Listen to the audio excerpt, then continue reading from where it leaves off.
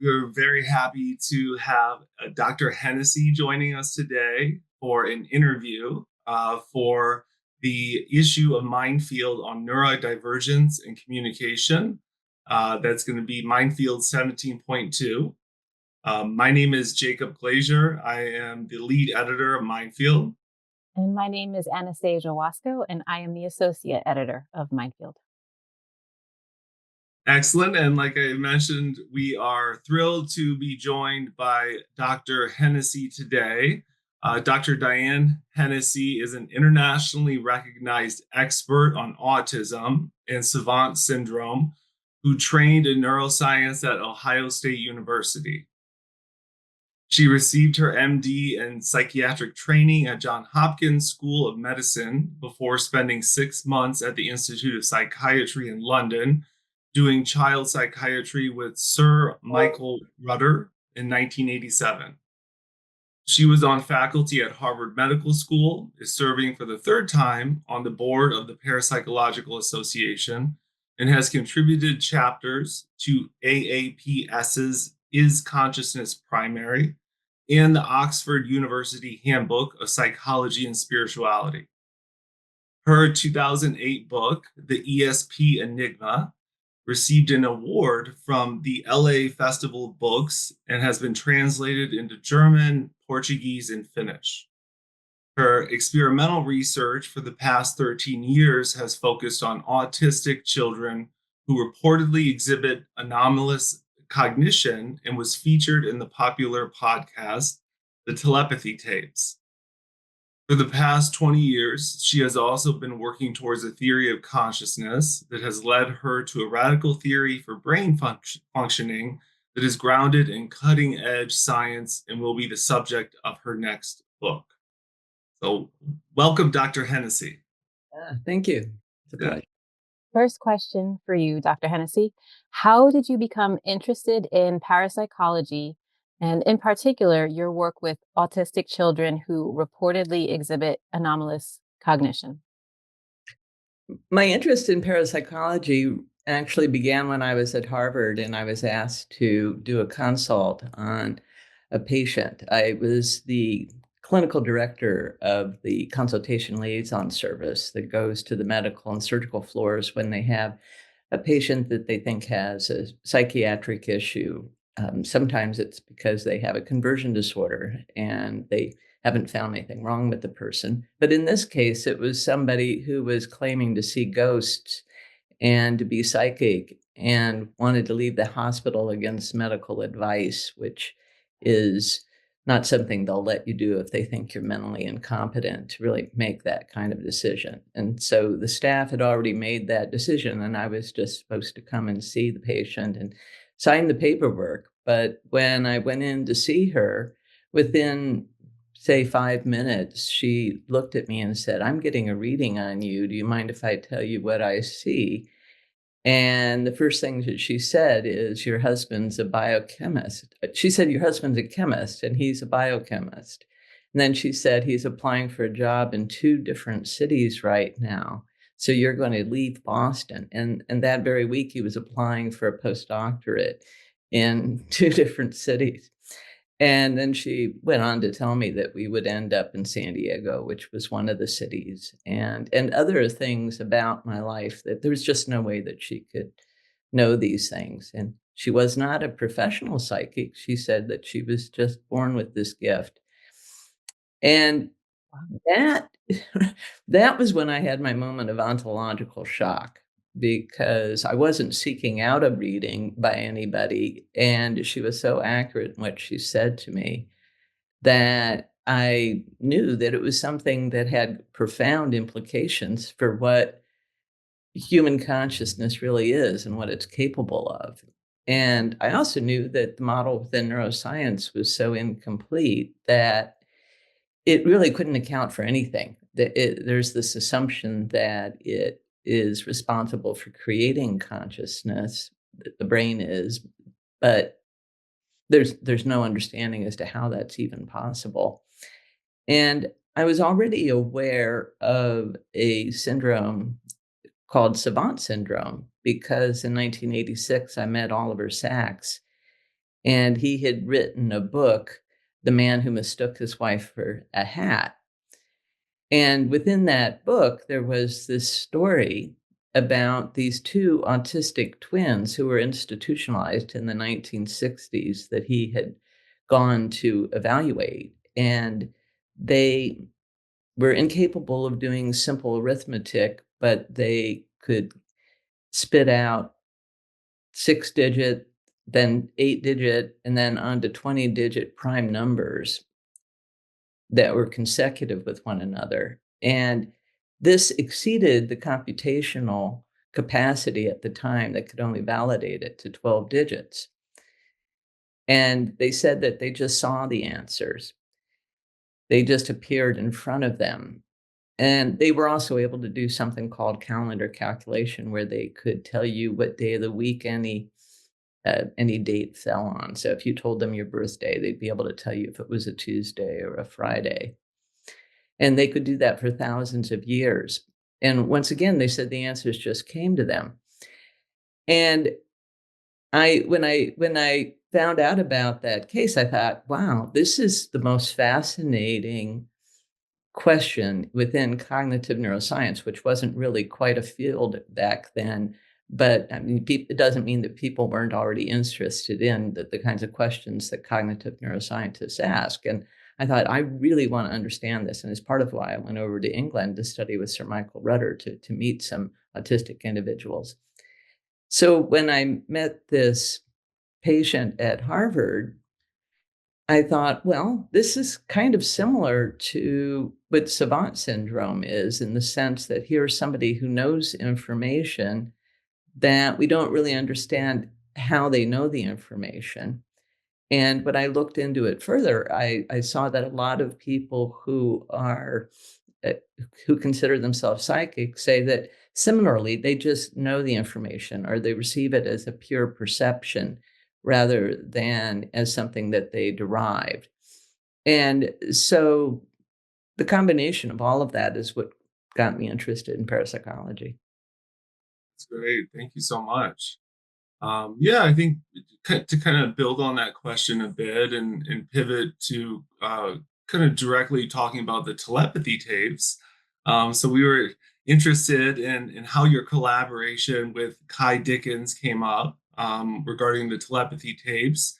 And then kind of a secondary question, what did you think the podcast got right or perhaps misunderstood about parapsychology?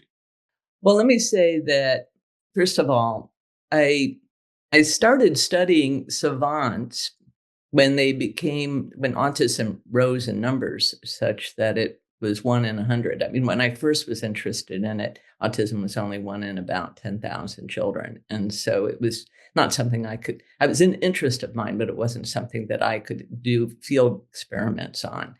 But by the time 2010 came around, there was enough autism that I could start looking for savants. And I was invited to go over to India and evaluated several over there. And while I was over there, I witnessed some of the typical kinds of savant skills, such as this one child was able to put together a puzzle that was 1,000 pieces, and all of them were a solid silver, and able to put it together in a matter of just a week or two, which is astounding. And it really has to do with the fact that they have a lot of what we think of as right hemisphere skills, and their deficits are in left hemisphere skills. And so I was evaluating a child over there named Vishal, who was only 5 years old, whose mother claimed that he could do mathematics and that he knew the answers to a lot of scientific questions, even though he had not been exposed to it. And I was asking him questions in both math and in science, and he was getting the majority of the answers correct, um, for the most part. And when I was just getting ready to leave India to come back and write about this, the person who invited me over there, who worked with these savants, told me that they were all telepathic. And I looked at her and I said, what? They're all telepathic? She said, oh yeah, they can read everybody's minds. They can read each other's minds. And I thought, well, that's interesting. If that's true, then, maybe ESP is a savant skill. And I thought also, if that's true, it's a confounding variable, because how do I know that this child isn't reading my mind? How do I know that when he says what the cube root is of a 3-digit number, that he's not just getting it somehow from me or his mother? So after I came back, I was on podcasts. I've been interviewed ever since my book, The ESP Enigma, came out. I've had various people who would invite me to speak on podcasts. And I mentioned that I was really interested in doing work with these children to see if they were telepathic. And within a year, I heard from a family in Wisconsin who had also contacted Daryl Treffert, who was the professor at the University of Wisconsin-Madison, who was an expert on savant syndrome, who was the consultant for Rain Man. And we were both invited to evaluate this 11-year-old. She was 9 when they first discovered it, but at the time we evaluated her, 11-year-old non-speaking autistic girl who had been reported by 2 different home therapists who'd been working with her to be able to read their minds. And so I went there and did experiments for 3 days, and it was really, blown away by what I saw. I mean, that she had somewhere between 95 and 97% accuracy on random numbers, random words. And I even had a barrier between her and the therapist who was working with her to prevent any kind of visual cueing. And so I had cameras covering the room, and I filmed it professionally with a filmmaker, and then presented it at the Parapsychological Association meeting in 2014, and I presented at the Science of Consciousness conference as well. And the people who saw it were similarly blown away, but it didn't really change it just didn't move the needle in terms of getting any kind of funding for this research, which I had been supporting on my own dime. And so then after that, I did research with a boy named Akil, who did not use the letterboard. He could type independently into a computer keyboard, and once again exhibited, over 95% accuracy. And most of his mistakes are really due to his motor issues. These children have sensory motor issues that makes them quite clumsy. And once again, I presented that information and showed video at a Science of Consciousness conference, and people were blown away by it.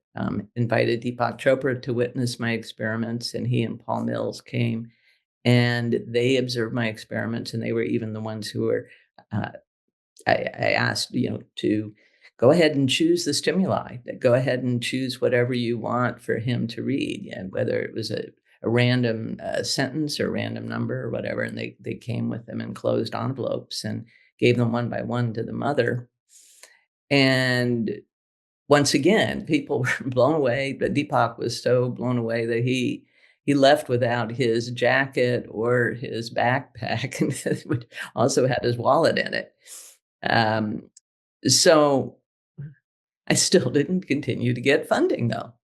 And as I'm sure we're well aware that funding in parapsychology is scarce. All of the parapsychologists are competing for the same funds.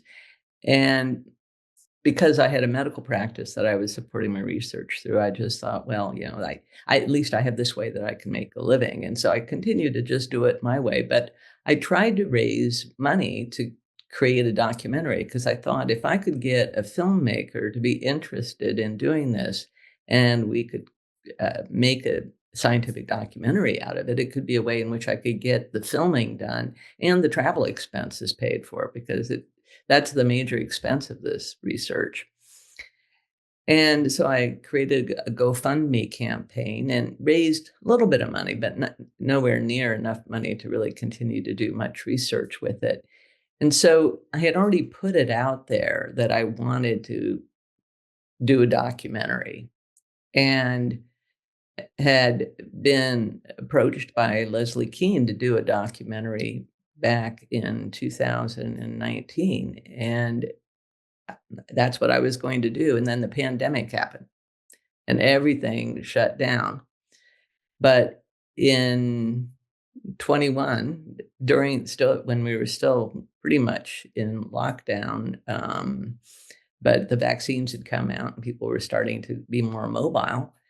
Kai Dickens contacted me and she said, "I'm a filmmaker and I want to do a documentary about your work." And I hadn't heard from Leslie Kean for a couple of years, and I thought, okay, well, let's go for it. And she came and interviewed me and wanted to see some of the emails that I had gotten from families from all over the world, in which they're telling me very similar scenarios where they say, "Oh, I heard you on this podcast," or "I researched online. Yeah, our autistic children telepathic because I just witnessed my own child reading my mind." And then they would contact me to tell me their stories. And after she saw some of those, she said, "Well, I want to meet some of the ones that you've never met. In fact, some of the ones that you've had very little contact with at all, and just film it as a sort of proof of concept and just see if I can be convinced that there's any there." And so I put her in contact with Libby, who's the mother of John Paul, and Houston's mother, Katie. And so we made arrangements to go to to go to Atlanta to study the children there. And I also arranged for a Mexican girl named Mia to come up from Mexico to LA. And when Kai and her film crew saw the experiments, they went from being skeptics to being convinced that this was a real phenomenon. And it was after that that she and I worked on just, talking, with other families, introducing her to other families and putting together what we needed as a pitch for the documentary. But when she pitched it to the television networks, they wanted to modify it in one way or another. And she really wanted to be the director of it and wanted to have more control over the narrative than she would have had if she went with the network. And so that's when we decided that it would be okay to do it as a podcast first, and then raise the money, and then do it as a documentary later. So that's the story of how we got into a collaboration with one another.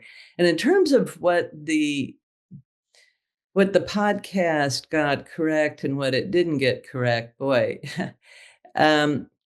these stories are all extremely compelling and convincing, and particularly when you hear them in the parents and teachers and other associates' own voices. And I think that that's one of the things that got me so interested in this, besides having witnessed some of it myself, was that it's a syndrome. It's a syndrome of one sort or another, where you see this over and over and over again. And so there's a lot that the podcast got right. But there's certain sections in the podcast in which instead of my voice as the scientist, you're hearing the opinions of other people that are, for example, the mother of Houston. You're hearing her opinion about the science, and I have just a more nuanced perspective on things because of my background. That's a perfect segue to my next question. And that is, how has your background in neuropsychiatry shaped your approach to parapsychology? Well, my background in neuropsychiatry really it tells you what my orientation is. My orientation is that I'm trying to understand what's different when the brain is able to access this information. What's going on here? Mhm. And so the way that I think about it is I understand how the brain works. That the brain is basically it recognizes patterns, recognizes information that's encoded in waveforms, whether it's in sound waves or electromagnetic waves. It's detecting the information that's in the modulation of those waves. And so I've been trying to crack the nut of what is consciousness? How does the brain work? And I know the I know the different components of the brain and how they work. And that has helped to give me some insight into general principles that I could then apply to, well, what would be the sensory organ for parapsychology, for anomalous cognition? What would that look like? Mm. And one of the things that, because I think of the mind as being a sixth sense. And so then I looked at all of the other senses and what do they share in common? And what they share in common is that at the receptor level, they all use either a cilia or a modified cilium. And what that is, so for example, the cochlea of the ear, okay, it has all these little otoliths, and these cilia are what pick up the different vibrations, and they're tuned to different frequencies, and it's mapped out. So you have that as the receptor, and then there's the auditory cortex that is organized very, very precisely, in an isotonic way, with which all of these bands, of where the different sound frequencies would be. Similarly, the visual cortex is mapped out in a very, very precise, highly organized way in which there's several layers. And like one layer is just for color perception alone, for example. And you have cells that are dedicated to, or neurons that are dedicated to just responding to contrast or to movement in a particular way. And so you have those sensory cortices, but then you also have like the eyes is the receptor organ. And if you look in the back of the eye at the retina, once again, you see the cilia again. The photoreceptors are actually modified cilia. And if you look inside of these cilia, what you see are microtubules. And they're arranged in these arrays. And I became interested in them. And what happened is that a little over 20 years ago, when I found out that the University of Arizona had a consciousness conference, and I looked at the consciousness conference that Stu Hameroff was responsible for, and I saw that he, as an anesthesiologist, had also come to the same conclusion that microtubules were essential to understanding consciousness.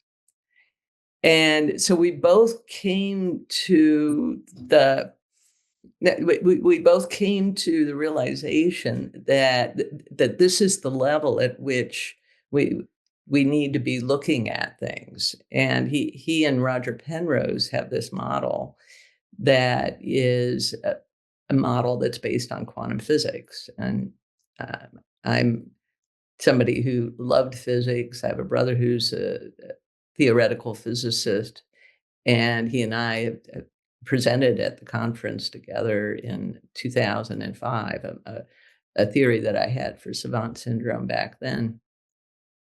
And so I have been looking at it from the standpoint, everything from that sort of the the basic unit for processing all the way up to the macro structures within the brain that are part of that processing stream.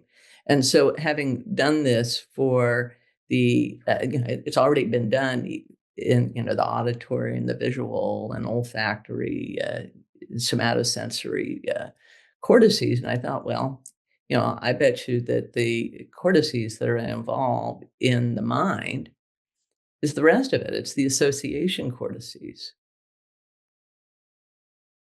And I was particularly interested in the angular gyrus, which is something that I've been talking about for a long time, because the angular gyrus is involved in the manipulation of symbols.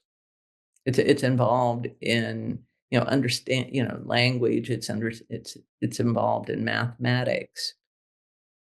And people who have lesions there have difficulty doing calculations.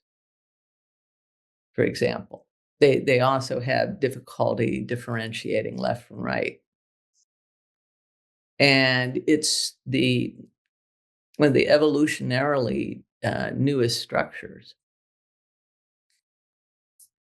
And it's also an area of the brain in which, if you stimulate it, you can bring experience. And I knew that out-of-body experiences were associated with a lot of parapsychological phenomena, remote viewing, etc. So so I've been focusing on trying to develop a theory for basically what the brain's doing when people are having these psychic experiences. And I'm not going to give too much away, but I've given you a sense of how I've approached it as a neuropsychiatrist. Yeah, that's great, Diane. Thank you so much for that. And I'm going to kind of go off script here. I'm just so interested. You're training in sort of, like materialist science, right? You have that background coupled with this work on ESP and savants and autistic children, and then your model of consciousness. I'm just, the philosopher in me is sort of just wondering, where on that spectrum, sort of materialism, panpsychism, dualism, idealism, is there, can you give us like a sense of where you fall in terms of your theory of mind? Yes. Well, it's been an evolution. Okay. In a total evolution. I started out as a diehard materialist. I mean, I was a neuroscientist. I was there when I was an undergraduate. I was creating out of glass micro electrodes and then putting them in the axons of crayfish Hmm. and measuring the action potentials and then seeing how those action potentials were affected if I threw in something that would impact calcium flow, for example. So, I mean, that's about as traditional neuroscientist as you can get. And the reason why I went to Johns Hopkins and went to medical school is because I was really the most interested in the human consciousness. I had studied comparative psychology where you look at all of these different species and you look at their brains and you see how their brains differ from one another. And then you look at, well, what is it that a fish, that this species of fish can do that that another species of fish can't do, and then what is it that a reptile can do that a fish can't do, and what is it that a mammal can do that and you just go on, you just go up the evolutionary chain, seeing how the cognitive tasks that you could test behaviorally varied and evolved. So I was very much in that materialist model. And then what happened to me, there are a couple of things that happened to me. One thing that happened to me is that I was going to become a neurosurgeon because they were the ones who were mapping out the human brain. Yeah, they would, during surgery, you can have somebody awake because the brain itself doesn't have any pain receptors. And when you're getting ready to remove some brain tissue, you actually want to make sure that you're preserving as much of the tissue as possible. And so it becomes an opportunity to be doing some good for somebody clinically at the same time that you can advance science. And I really didn't want to be doing research on chimpanzees, and I felt ethically that it really made more sense to me to go to medical school and to become a doctor and a neurosurgeon. And so happily in the materialist model. And then what happened to me was I was applying to medical school. I was literally walking across the street from my organic chemistry lab with a handful of applications to medical schools when I got hit by somebody, knocked unconscious, and came to on a neurosurgery floor hours later without any recall of what happened to me during that time period. But I woke up with a horrific headache and also this deep sense within myself that there was a reality beyond the reality that I knew about from what I was taught, but I really didn't have any words for it. I didn't even know how I knew it. And so it was after that that I started looking into all of the different spiritual traditions, trying to see if there were any of them that made sense to me, and if there were any universal truths to any of them. I was looking for a framework. I was raised as an atheist. I had no background in spirituality or religion at all. And in fact, I mean, it was my dad. My dad, it was. I mean, it was just total nonsense that somebody could believe in God. In fact, he would go around to Unitarian churches and teach people evolution. So that's the way that I was raised, with that as science was my way of approaching the world and making sense of the world. And so in reading these different spiritual traditions, I found that I found that I really resonated with the ones that were the Eastern spiritual traditions that also were the ones that physicists from the early 19th or the early 20th century, when they were really trying to understand quantum mechanics, with those physicists from that time period, people like Bohr, and Einstein, they started wanting to know what people like Krishnamurti thought about things. They wanted to know what these sort of mystics said about the nature of reality, and there were all of these parallels between that world and what these Eastern mystics said. And so that took me out of materialism and put me into a post-materialist perspective on things.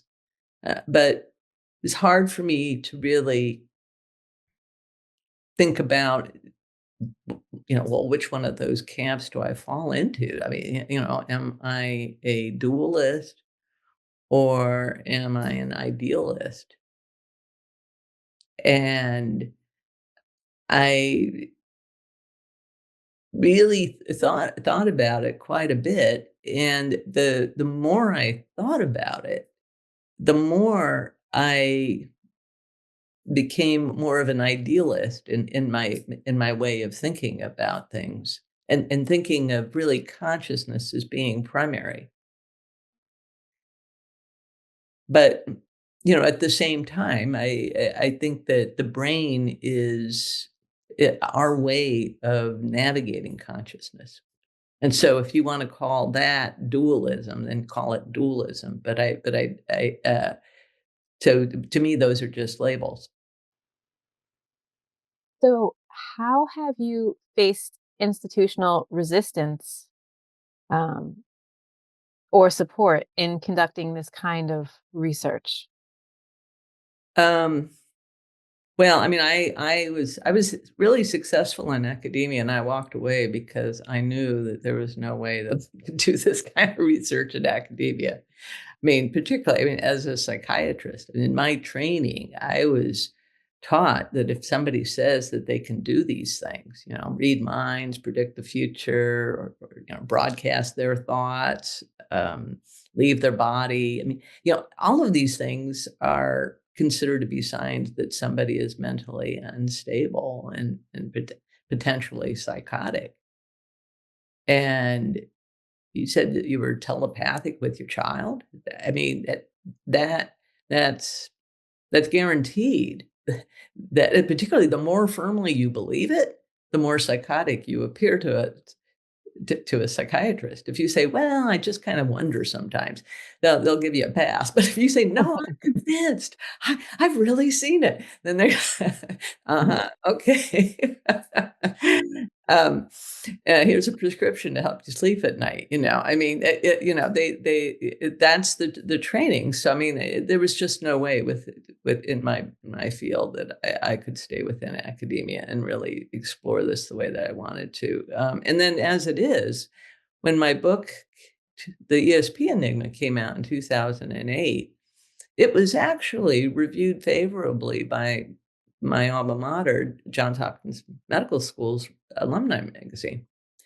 And I've had several physicians who went to medical school there who read the review and then read the book and who contacted me and said, "You've really changed my perspective on things," because they saw that I approached it in a very, very scientific way.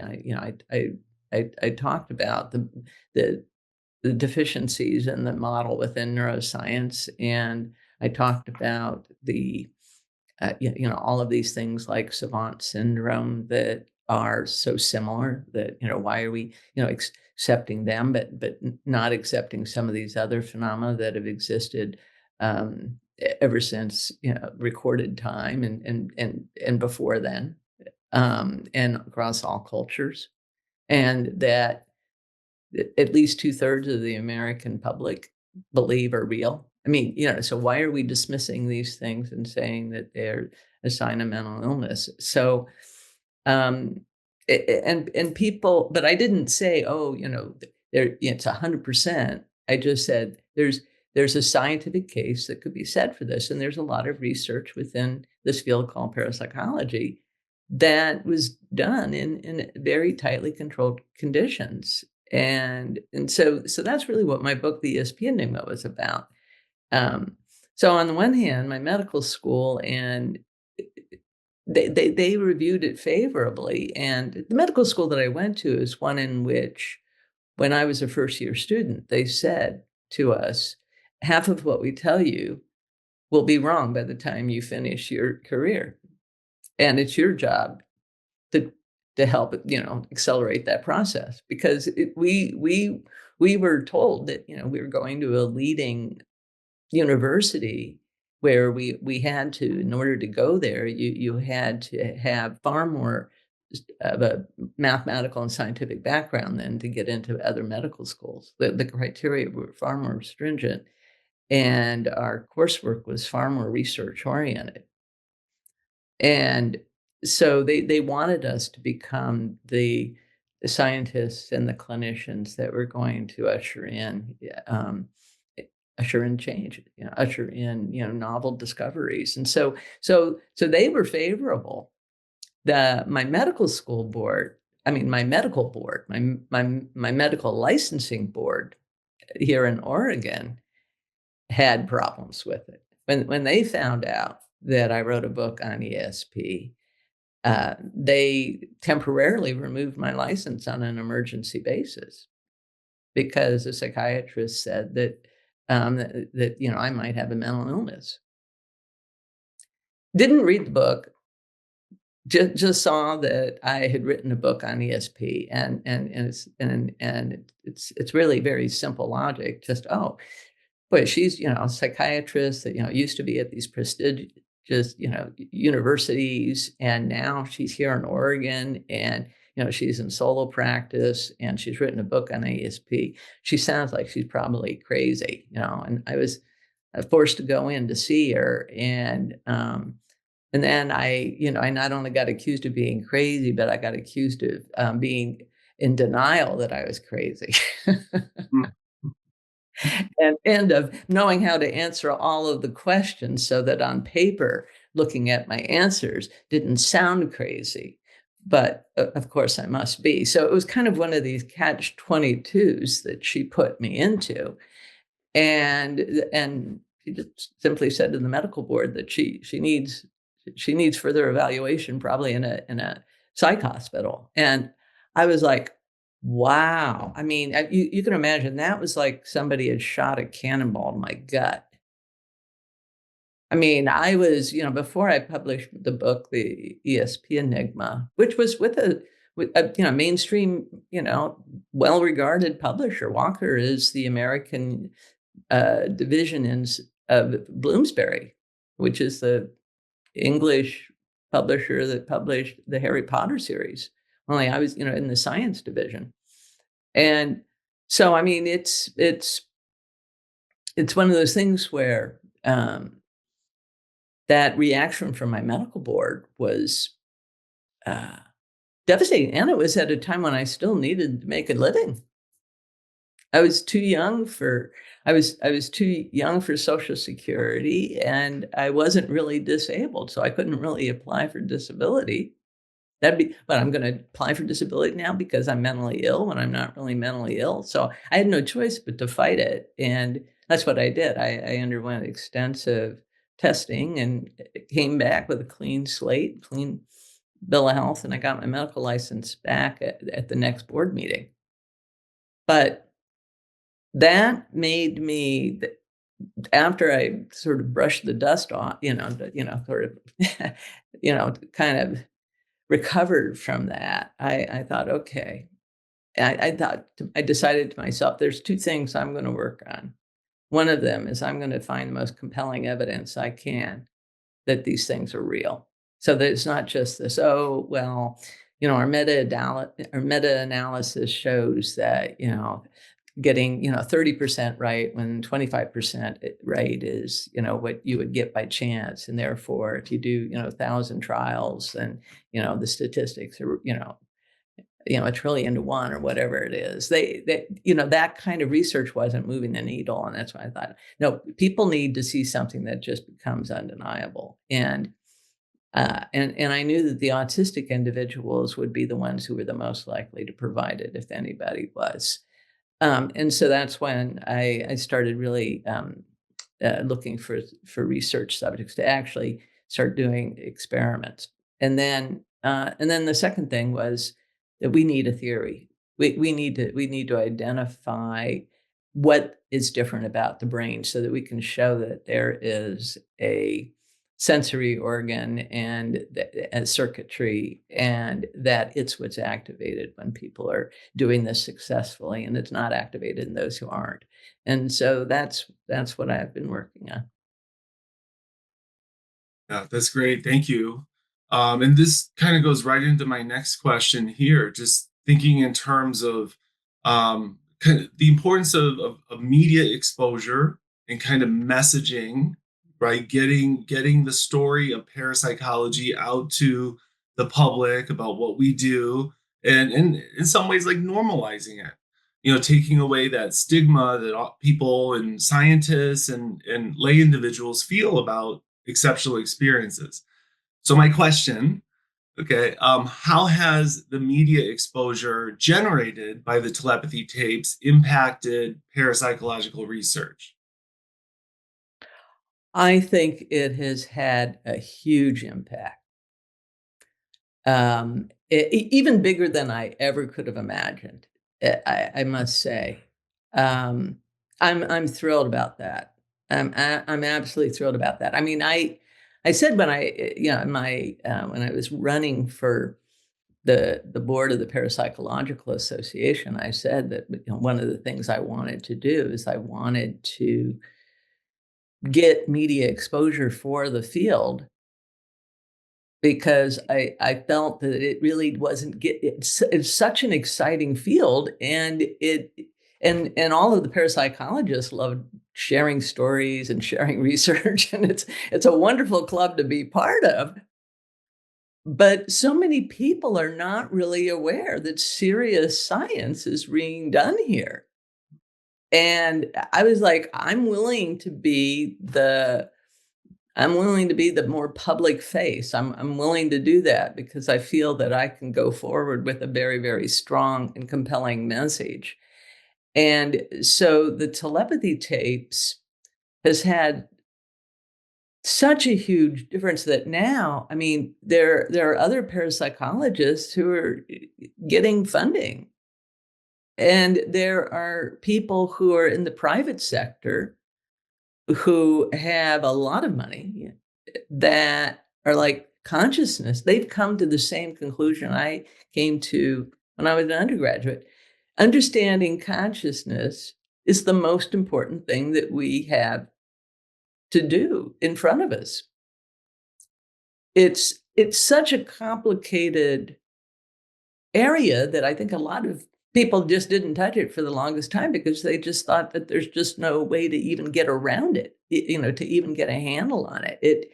It really has appealed primarily to philosophers, and philosophers can engage in these debates back and forth and make logical arguments for one thing or another. But the problem is that that's not what moves science in its paradigms. I mean, we need to see something that's logically based. So we'll listen to what a philosopher says, but then we need to have a testable theory. We need to have something where we can just say, okay, this is the null hypothesis. Okay, this is what I'm going to set out to prove or disprove. And you generate those hypotheses. You see what your results are from it, and then you make other hypotheses, and you move forward. But I saw that everything was just going around in circles, and but now we have, we have so many different types of neuroimaging that are available. Um, we have, AI to assist us in the analysis of extremely complex data. We're really positioned now where we can really look at consciousness. I was actually trained in genetics and molecular biology as well, and for a brief period of time was part of the Human Genome Project at a time because I was not just interested in trying to understand things from the standpoint of neuroscience, but I also wanted to understand things in terms of the coding within our chromosomes. My father, one of his graduate degrees was in genetics, and so I was always interested in that. How is it that information that's encoded in genetics can provide, you can see different characteristics, you can see behavioral differences.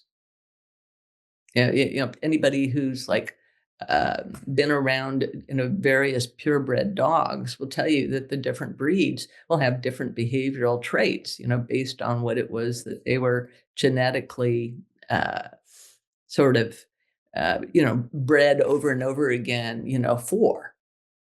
And so I realized that this was probably, the case for humans as well, if we could figure out that sort of nurture nature issue. And so, but anyway, but I bring up the Human Genome Project because at the time that I was in the Human Genome Project and doing molecular biology, I thought that was the human genome was a fantasy to think that you would ever get that sequenced within my lifetime. And then the technology came out that it made zip, zip, zip, and then we've got the whole human genome, mapped out and on to the next thing. Because what I was doing, in a painstaking way became automated, and that gave the lab, Leroy Hood, the lab that had that equipment, the ability to just zip it through, and it's just like, oh, here I am working in a little lab, at UCSD that I wasn't going to compete with him. And I didn't want to be someone who was just kind of getting the data that was just putting another peg in the, peg in a hole, in somebody else's theory. I'm more ambitious than that. I really wanted to go for something that is like, no, I want to use my abilities to do something that is more creative than that. And I really think that consciousness is kind of now, it's now where the Human Genome Project was when Leroy Hood, finally got the automated methodology for, sequencing it. I think that we have so many more tools now. We have so many people recognizing how important it is. There's much more funding that is available for it. And what people are coming to is realizing that, yeah, the parapsychological community has been paying attention to the most interesting stuff. They've been paying attention to the stuff that hasn't been figured out yet.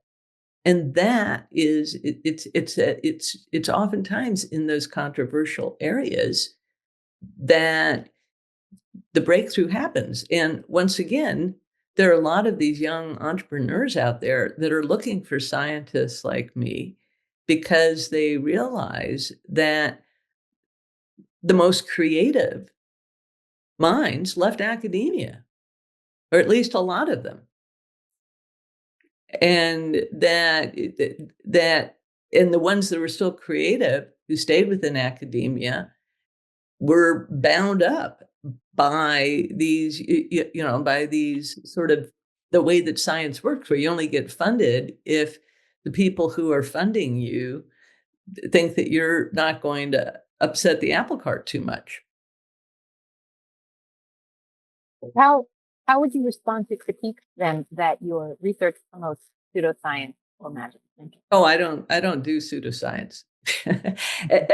Every scientist that I talk with, they they walk away and they go, yeah, okay, you're the real deal. You really think like a scientist. You think like us.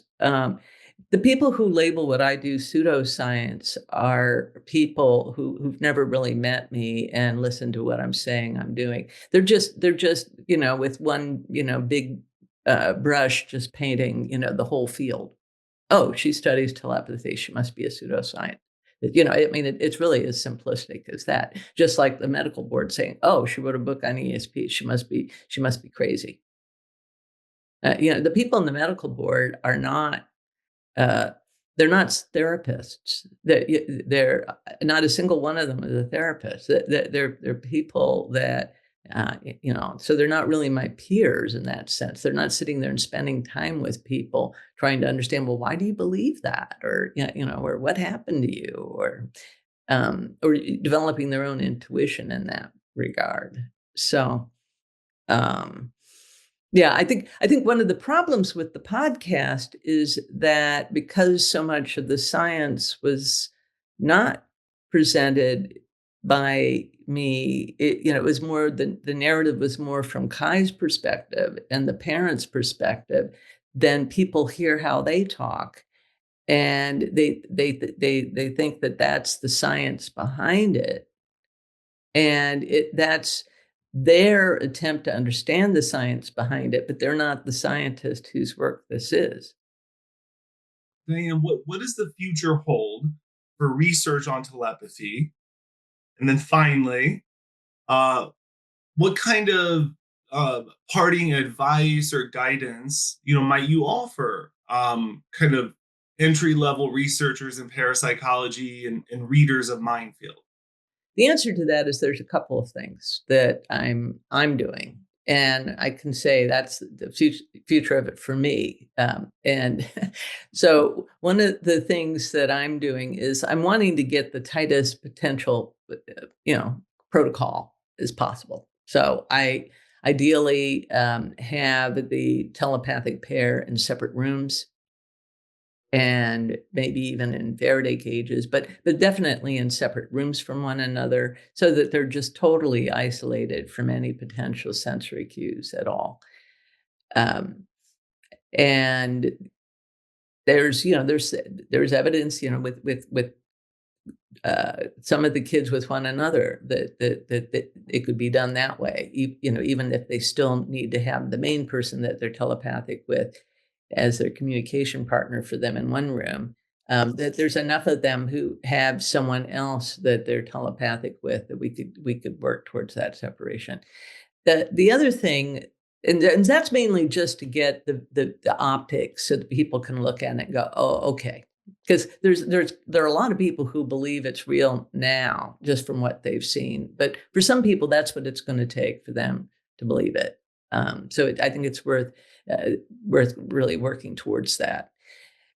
And the other thing is, I want to know what's different about the wiring and functionality of their brains. And, is it that and we know that a lot of people's brains will synchronize with one another when they're engaged in joint tasks and when they're engaged in something that we call telepathy. And so I want to see if I can show synchronization between the two in the telepathic pair. That's a little challenging because there's so much muscular artifact with these children. They're very, very fidgety. I'm also interested in what their wiring is. So that would be like the diffusion tensor imaging, so that we can really see. I have some ideas about which areas of the brain I think are wired differently that would explain the whole picture for them. Because I'm using as a clue all of the things that we don't question. Yeah, like their limited sense of embodiment, for example. Well, we know, the parts of the brain that are involved in feeling embodied.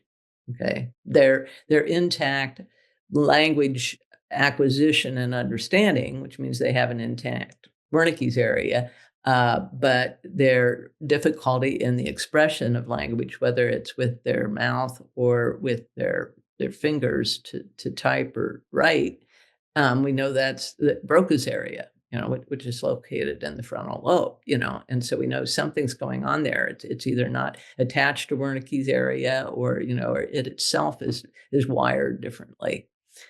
And so wanting to understand what is different in them. But then the other thing is that my work with them really suggests that we're all probably telepathic when we are born. I really believe that one of the reasons why they have these abilities to the extent they do is that they never go through that developmental phase of separation individuation that children typically go through when they're between the ages of 1.5 and 3. That they still are engaged in that shared consciousness that I think actually plays a role in the acquisition of language. And then once the language pathways are completely wired and formed, then it goes underground. And so I think what I'm interested in is, can we activate a default mechanism within ourselves so that we can develop this better way of communicating in a more direct way that that these individuals have. It's so a lot of people they really, really want to develop their own abilities. And so the better we understand, what the mechanism is in the process of that, then I think the better we can guide people into that. And there's all kinds of modalities now in which you can affect brain function if you just know how to target those modalities to affect brain function, and you know what it is you're targeting. So, if what you're wanting to do is entrain the brain to, when at the lower Schumann frequency is 7.83 hertz, then you can use various technologies to entrain the brain into that frequency and see, do they pick up more information that way? Does somehow tapping into that that harmonic of the earth, does that enable you to get non-local information? Yeah, and just that second question too. Any kind of like parting advice or guidance to the Mindfield readership? My guidance would be that if you're interested in this, which you must be if you're listening to the video, then by all means follow your bliss. I mean, you really, really should follow your passion. And I did, even though I never ever thought that I would get to where I am today. Um, I would say that 100%. I would also say, though, develop some skill set that you bring to the table so that when you engage in this kind of work, you have a place at the table, whether it's learning, some kind of neuroimaging, technology, or, some kind of, light or sound, or energy healing, technology, or, some of the people are, electrical engineers or neuroscience or whatever. I mean, whatever it is that would be your foundational skill set that you then bring to parapsychology, but apply it towards parapsychology. That's what I did. And Yeah, that's a beautiful answer. And a big thanks to Dr. Diane Hennacy for joining us today. The Mindfield team really hopes you enjoy this issue 17.2 on neurodivergence and communication. And once again, thank you, Dr. Hennessy, for joining us. yeah, you're welcome. Thank you.